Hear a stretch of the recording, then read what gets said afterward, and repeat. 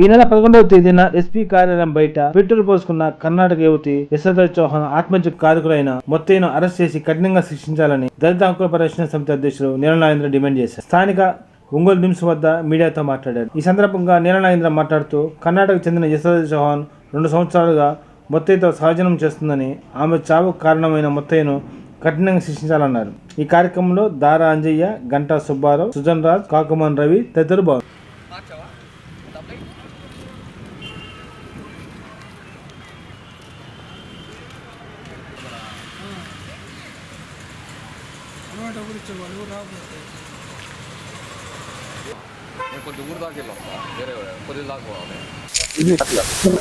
ఇటీవల 11వ తారీఖు సోమవారం రోజు ఎస్పీ ప్రీమియన్స్ వచ్చి యశోధా చౌహాన్ అనే అమ్మాయి, కర్ణాటక చెందిన అమ్మాయి, వాళ్ళ పెట్రోల్ పోసుకుని ఆత్మహత్య చేసుకుంది, ప్రయత్నం చేసింది.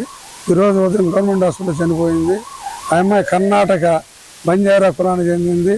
ఇక్కడ పనగండమెట్ల మండలం చినారగడ్డ గ్రామానికి చెందిన మొత్తయ్య అనే అతను ఆ అమ్మాయిని పశ్చిమ గోదావరి జిల్లాలో రొయ్యల చెరువులో ఫ్యాక్టరీలో పనిచేస్తా ప్రేమించాడు, ఒంగోలు తీసుకొచ్చాడు.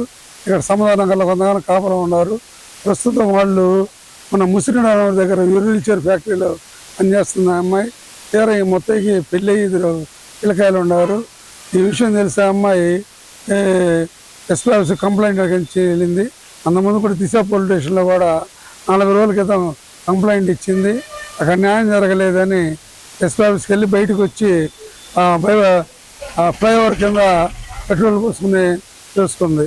కాబట్టి వాళ్ళ బంధువులు కూడా మా కులాన్ని దాటి బయటికి వెళ్ళింది కాబట్టి మీకు ఆ అమ్మాయిని మా చచ్చినా ఒకటే అని వాళ్ళు వచ్చి కూడా ఆ అమ్మాయిని శవాన్ని కూడా చూస్తాను కూడా నిరాకరించారు. చచ్చిపోయినా మీరే పారాయాలని వెళ్ళిపోయారు. ఈరోజు ఉదయం యశోధా చౌహాన్ అనే అమ్మాయి చనిపోవడం జరిగింది. కాబట్టి మనం జిల్లా ఎస్పీ గారు వెంటనే ఆ అమ్మాయిని, కర్ణాటక అమ్మాయిని, యశోధన అమ్మాయిని నమ్మించి ప్రేమించి పెళ్లి కదని అబద్ధం చెప్పి మోసం చేసి ఆ అమ్మాయి ఆత్మహత్య కారకైన మొత్తయ్యని అరెస్ట్ చేసి శిక్షించాలని చెప్పి మేము డిమాండ్ చేస్తున్నాం. యశోధా చౌహాన్ అనే అమ్మాయి 2022లో భీమవరంలో రొయ్యల ఫ్యాక్టరీలో పనిచేసేటప్పుడు మొత్తయ్య అనే అతనితోటి పరిచయం ఏర్పడింది. ఆ పరిచయంలో వాళ్ళకు పరిచయం ఏర్పడింది. తర్వాత కర్ణాటక వెళ్ళారు అమ్మాయి వాళ్ళు.